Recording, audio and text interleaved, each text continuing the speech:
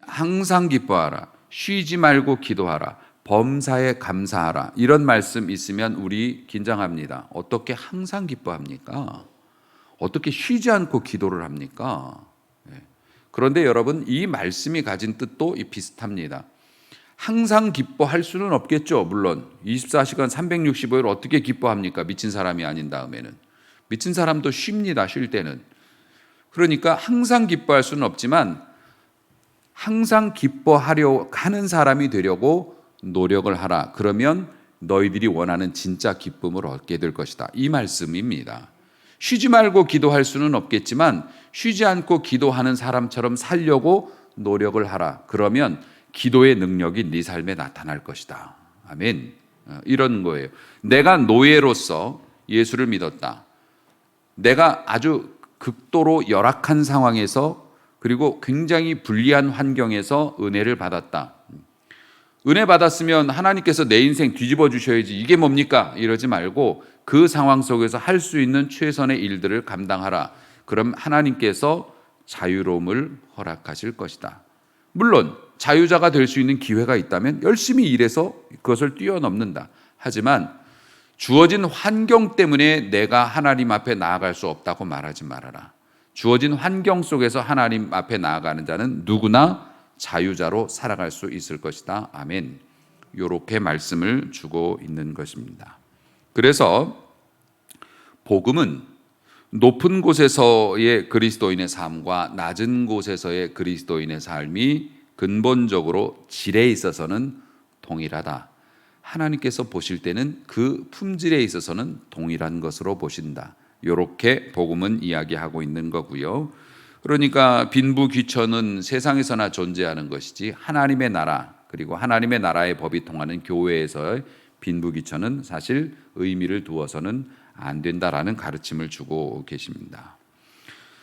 세속적인 그리스도인들, 다시 말해서 교회를 다니는데 하나님께 가까이 나아가고 하나님의 뜻을 알기 위해서 교회를 다닌다기보다는 이 기독교인과 하나님의 어떤 축복의 권세를 이용해서 나의 삶을 윤택하게 만들고자 하는 그런 의도로 교회를 다니는 사람들, 그걸 세속적인 그리스도인이라고 평가하는데요. 이 세속적인 그리스도인들은 예수를 믿음으로 말미암아 부자가 되고 예수를 믿음으로 말미암아 자기가 뭔가 다 잘 되게 되면 자기의 가치가 올라간다고 생각합니다. 그렇게 되면은 어떻게 되냐면 세속적인 그리스도인들이 자기가 원하는 대로 성공하게 되면은 타락한 그리스도인이 됩니다. 그래서 교회를 다니고 교회 직분을 가지고 계신데 회사에서 하는 직원들한테 대하는 거나 회사에서 회사를 운영하는 이런 방식을 보면 안 믿는 사람보다 더 사악해, 더 냉정하고 더 짜고 더 막 그렇습니다. 이게 뭡니까? 세속적인 그리스도인이요, 타락한 그리스도인이라고 밖에 볼 수는 없어요. 하나님을 이용해서 자기가 원하는 것을 얻게 되면 하나님의 뜻과는 다른 방식의 삶을 살아가요. 그런데 타이틀은 그리스도인이야. 세상 사람들이 이런 사람들을 보면 어떡합니까? 교회를 나가고 싶어도 우리 사장님 하는 거 보면 내가 교회를 가고 싶지 않아. 이렇게 되는 거예요. 그렇게 되면 어떻게 됩니까? 하나님 영광을 가리는 일이고 자기는 배부르게 살지 몰라도 몇 년 지나지 않아서 하나님의 심판대 앞에 서서는 할 말을 찾지 못하는 심판받을 수밖에 없는 사람이 될 수밖에 없겠죠.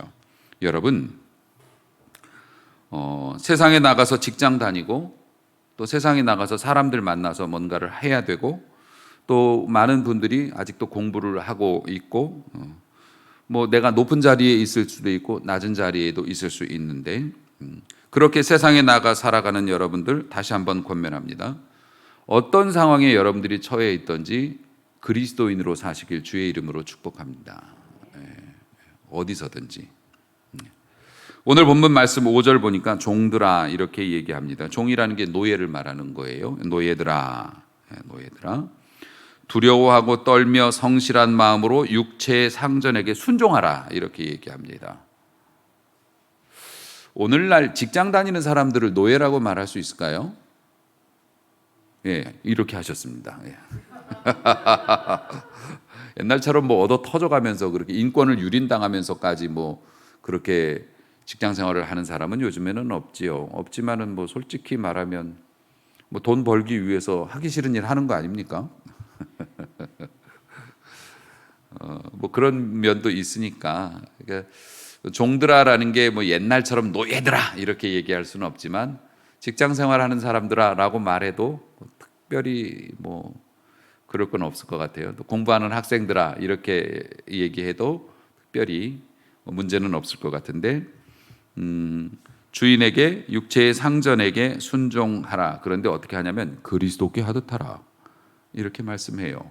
아니 우리 그 사장님을 예수님처럼 대하라고?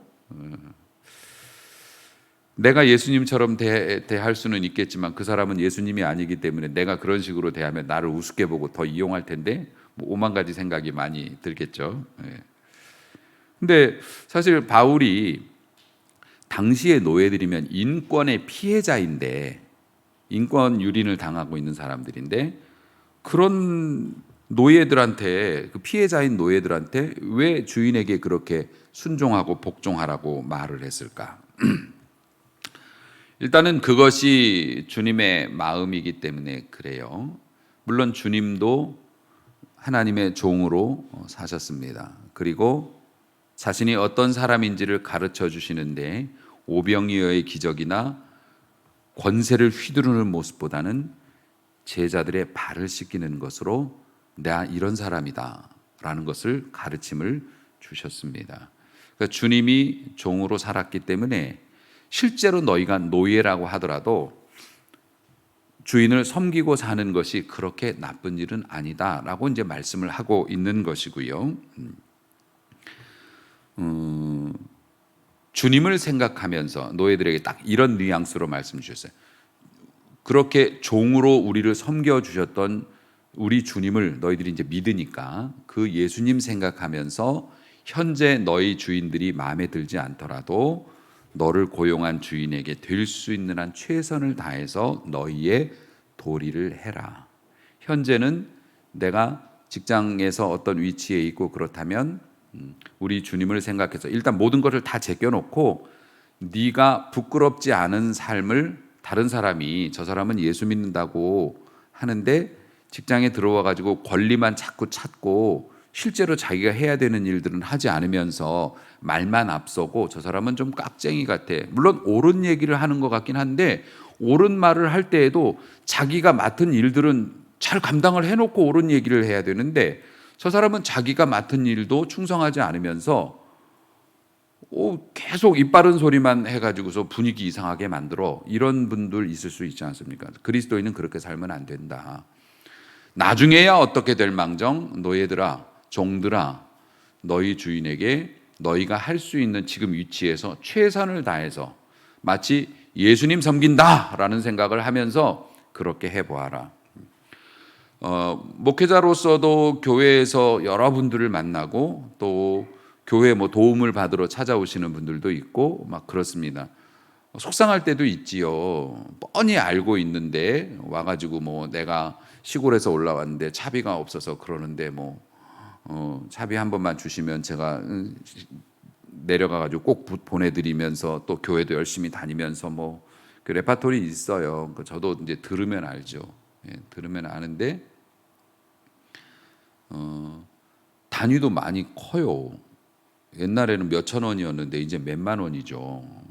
몇만 원은 저에게도 굉장히 큰 돈입니다. 지금도. 그런 이야기를 들으면서 막 내 방식대로 이렇게 하고 싶은 마음이 들 때마다 제가 은혜 중에 있을 때는 가끔 그런 생각이 들어요. 속이는 거 뻔히 알지만 어쩌면 주님이 이 모습을 하고 내게 왔을 수도 있겠다. 물론 예수님이 뭐 거짓말하면서 차비 달라고 하지는 않으시겠지만 어쨌든 이렇게 이 사람은 이런 방식을 선택했지만 어쨌든 그 돈이 필요한 사람이고 어려운 사람이잖아요. 그러면 어쩌면 변장한 주님이신지도 모르니까 라는 생각을 하면서 내고를 하죠. 10,000원으로 하시죠. 그래서 주님 뭐 다 드릴 수는 없지 않습니까? 제가 드릴 수 있는 만큼 이렇게 드리고 이제 그렇게 합니다. 그러니까 우리가 사회생활을 하면서 속이 빤히 들여다 보이는 어떤 그런 상황, 그런 환경에서도 주님을 생각하면서 네가 할 수 있는 한 최선을 다하라. 바울은 이렇게 이야기하고 있는 겁니다. 물론 실제로 노예의 삶은 비참했습니다. 당시에는 예수를 믿는 상전이라도 주인이 예수님을 믿고 교회를 나왔어도 노예제도라는 게 너무 익숙했기 때문에 노예들에 대한 처우는 상상 이하였고, 그것을 실제로 겪고 살아가는 노예들은 서글픈 인생을 살았지요. 그런데 이런 일이 있었던 겁니다. 노예들이 힘드니까 복음을 받아들였습니다. 사실 사람이 힘들면 받아들이기가 더 쉽죠. 복음을 받아들여서 신앙생활에 귀의를 한 겁니다. 삶은 고달픈데 신앙생활에 귀의를 하면서 주님이 우리에게 하신 일들을 들어보니까, 하나님께서 우리를 사랑하시는 걸 보니까 내가 존재 가치가 있는 사람 같고, 주님이 하신 일들을 보니까 내가 주인을 섬기는 거랑 비슷했어요. 그렇게 우리를 사랑하셨다는 겁니다. 그러니까 노예가 감동받았어요. 내가 주인에게 이렇게 했던 방식으로 천하의 하나님의 아들이 이 땅에 오셔서 나를 위해, 우리를 위해 이런 일을 행하셨다. 그러니까 내가 주인을 섬기는 일들이 값어치 없다 느껴지질 않는 겁니다. 나도 예수님 닮아서 사랑받을 자격이 없는 주인이지만, 깍쟁이 주인이지만 내가 예수님 닮아서 이렇게 한다.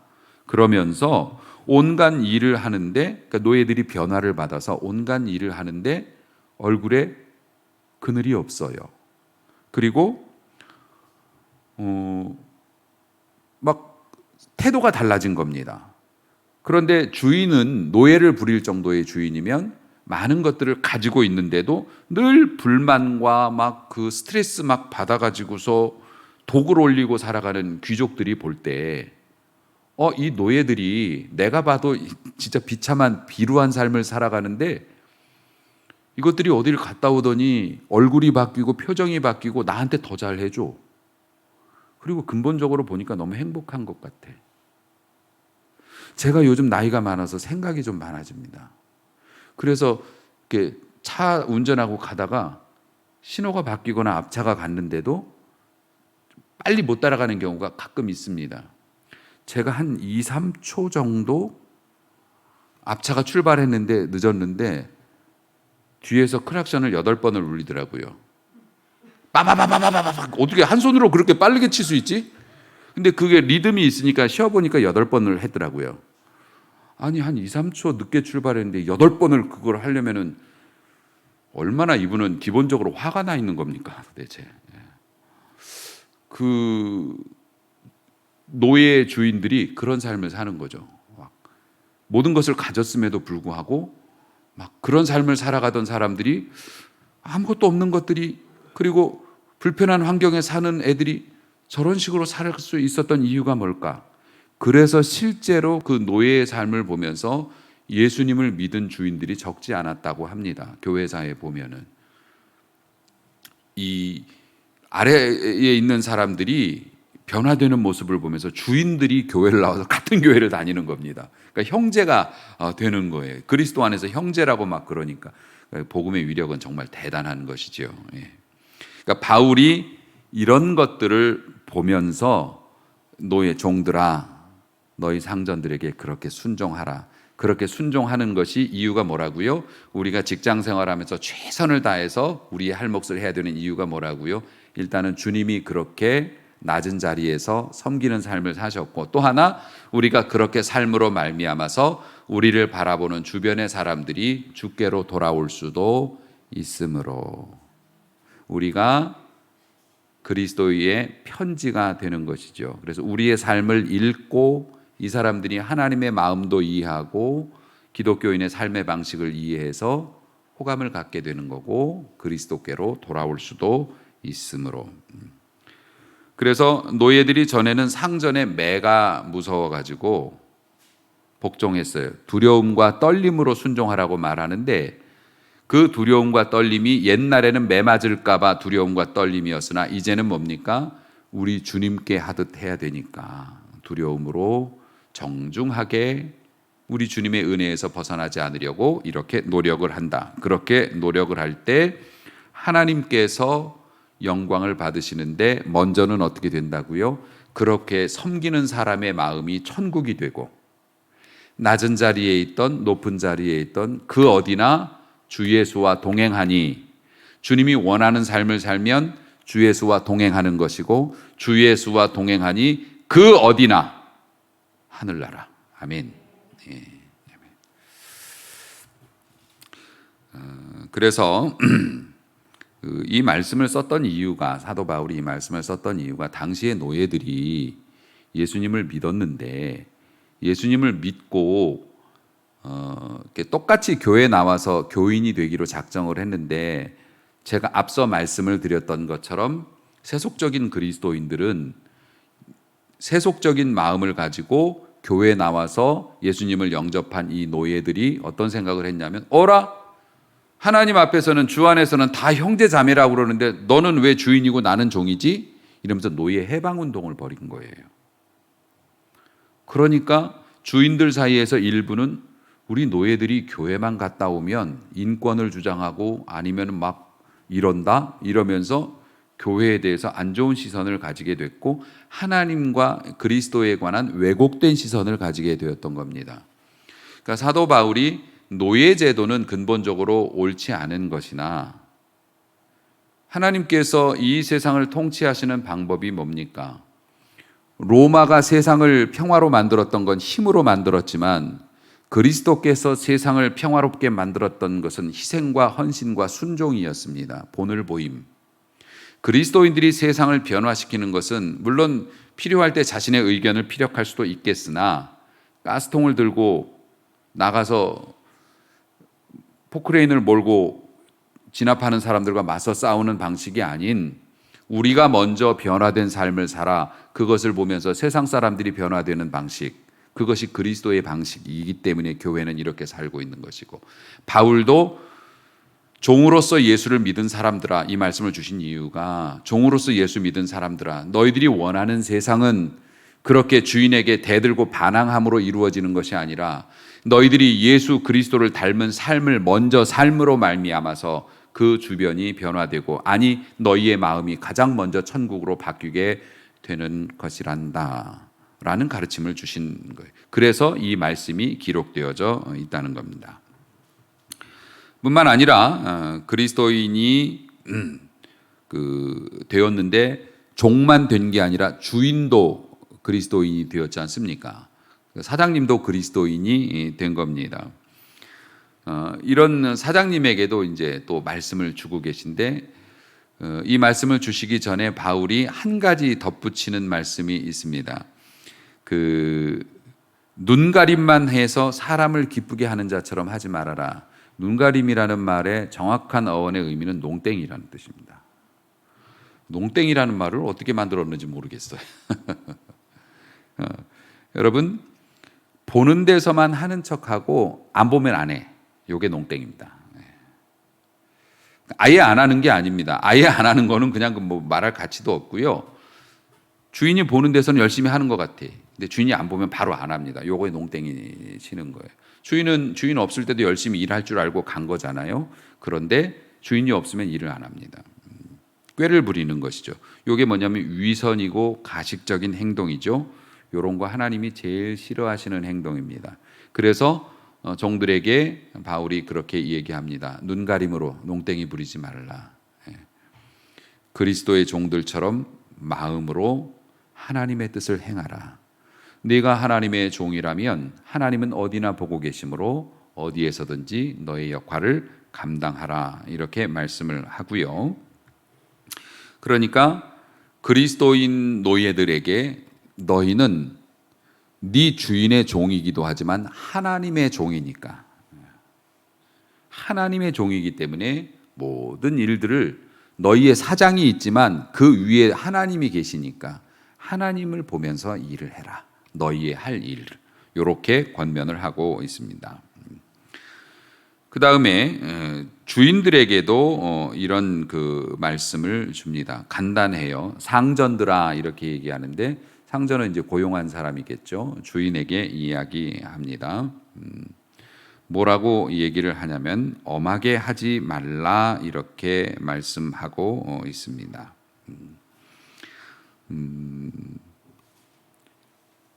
이와 같이 너희들도, 다시 말해서 노예에게 가르침을 준 그대로 너희도 하는데, 하나 그 부가해서 있는 게 있어요. 위협을 그치라. 난폭하게 행동하지 말라. 위협하지 말라. 너 잘라버릴 거야. 너 이렇게 하면 큰 불이익을 받게 될 거야. 겁주지 말아라 라고 말씀해요. 근데 사실 노예들이 다 착하지는 않습니다. 노예 중에서 꾀부리는 노예도 있었고, 옛날에 도망가는 노예도 있었고, 아니면 정말 못된 짓을 하는 노예들도 있을 수 있죠. 그렇기 때문에 주인들은 노예를 폭력으로 다스렸습니다. 예. 패는 거예요. 말로 해서 안 되니까. 예. 그런데 상전들에게 이런 것들 위협하지 말아라 라고 이야기해요. 여러분, 직장에서 직장 상사가 횡포를 부리거나 회사에서 직원들에게 구조적인 횡포를 부리는 이유가 뭐라고 생각을 하십니까?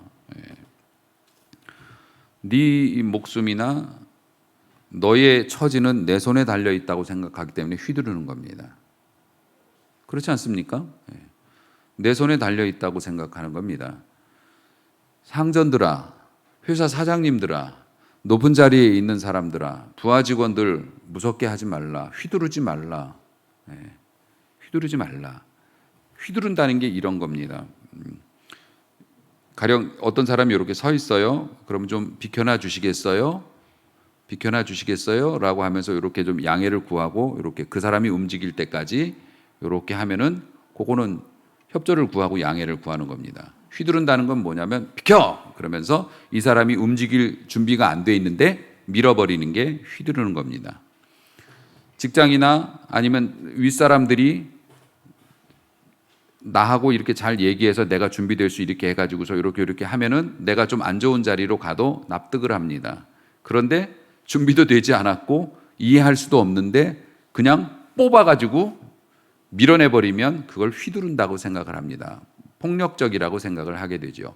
부모 자녀 관계에도 똑같이 됩니다. 휘두르는 경우가 있습니다. 그래서 그냥 내 상황에는 상관없이 그냥 밀어버리는 겁니다. 그렇게 말하는 사람도 있고 그렇게 행동하는 사람도 있습니다. 부모는 자녀에게 폭력을 쓰기도 하고 그렇습니다. 직장 상사들아, 그렇게 휘두르지 말아라. 너희들이 그렇게 휘두르고 있는 그 마음의 배경에는 네 인생 내 맘대로 할 수 있어라고 하는 교만이 있기 때문이다. 네 위에는 하나님이 계신다. 우리 주님이 우리를 그렇게 대하지 않으셨고, 네가 아무리 힘이 있다고 해도 네가 그런 식으로 휘두른다면 네가 하나님의 자리를 대신하고 있는 죄를 범하고 있는 것이니까 엄하게 대하지 말라. 휘두르지 말아라. 폭력적으로 약자를 대하지 말라. 아무리 네가 월급을 주는 것처럼 생각하고 내가 월급 주니까 내 직원 내 맘대로 할 수 있어. 내가 낳았고 내가 기르니까 내 자식 내 맘대로 할 수 있어. 아니다. 너 역시 상전이 있다. 하늘에 계신 하나님이고.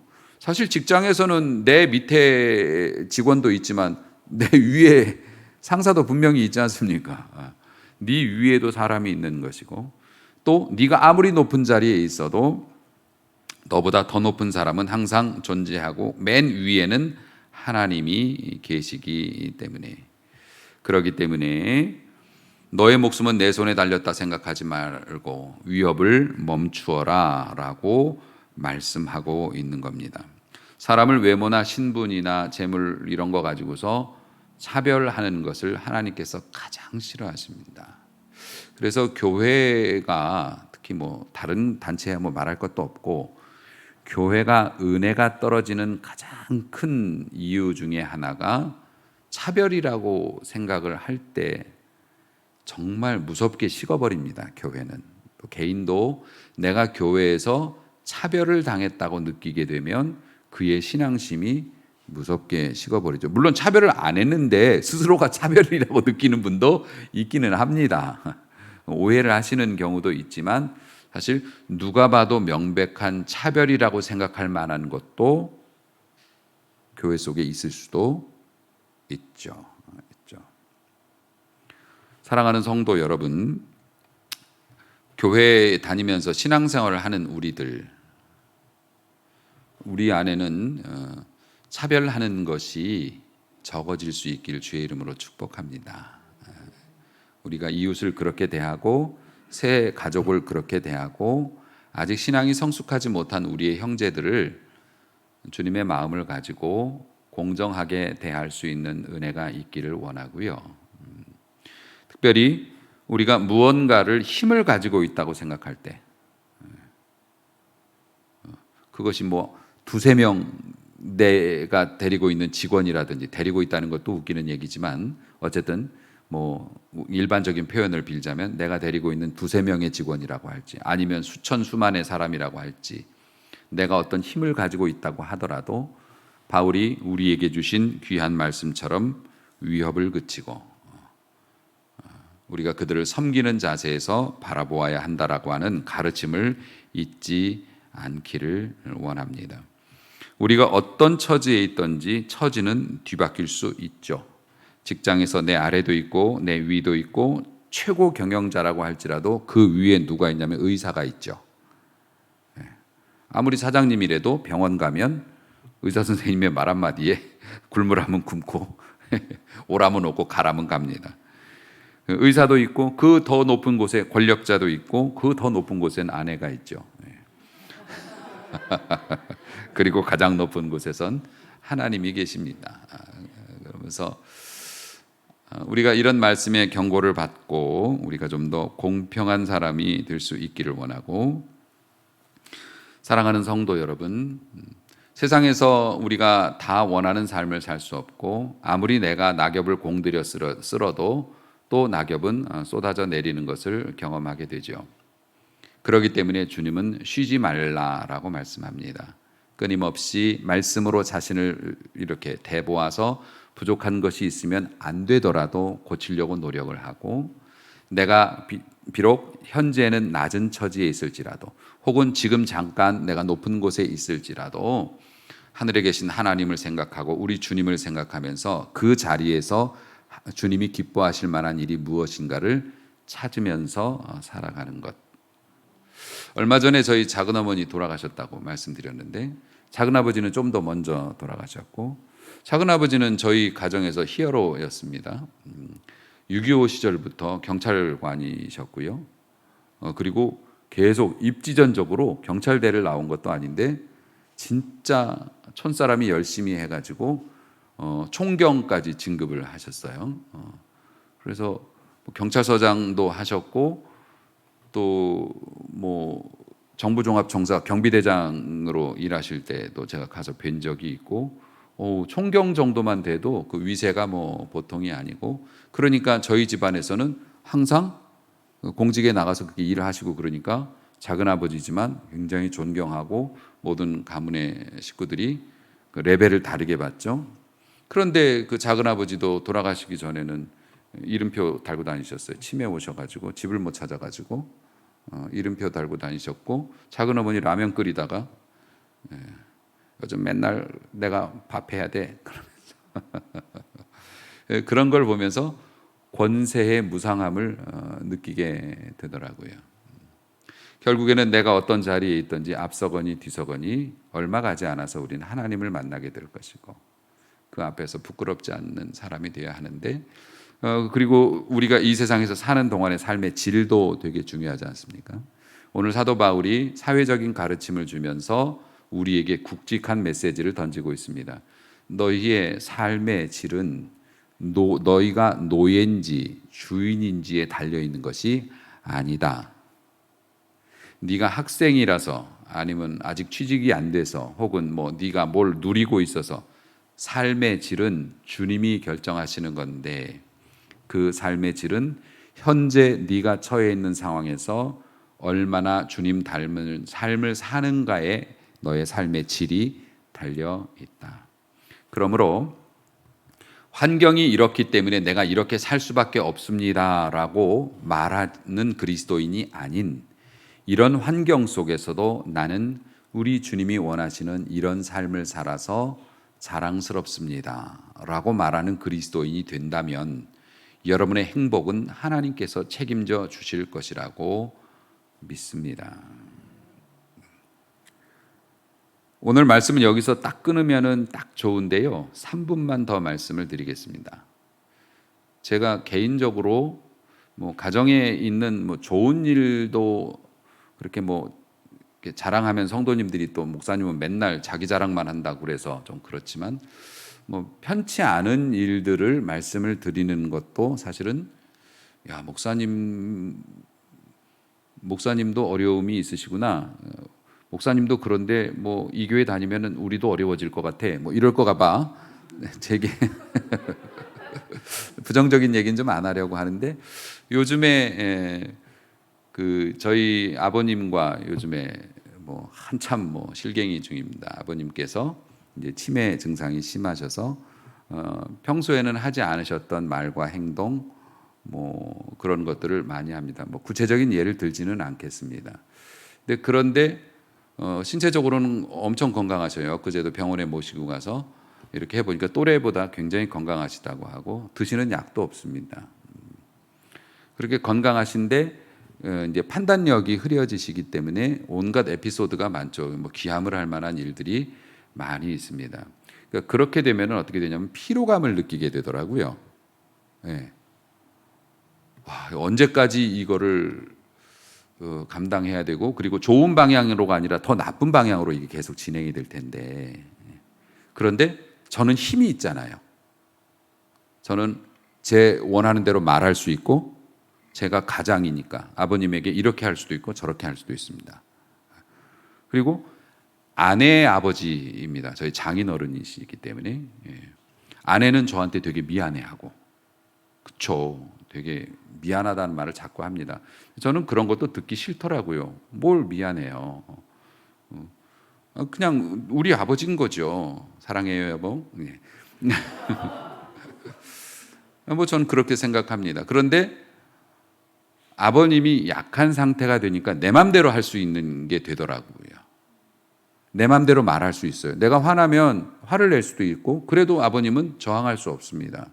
약자가 되신 거예요.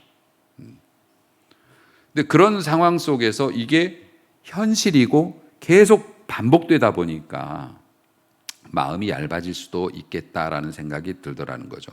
그러니까 화를 낼 수도 있겠다. 아직 화를 내본 적은 없습니다. 한 번도. 앞으로도 그러기를 원하고. 그런데 놀랄만한 일들을 자꾸 만들어내시니까. 막 만들어내시니까.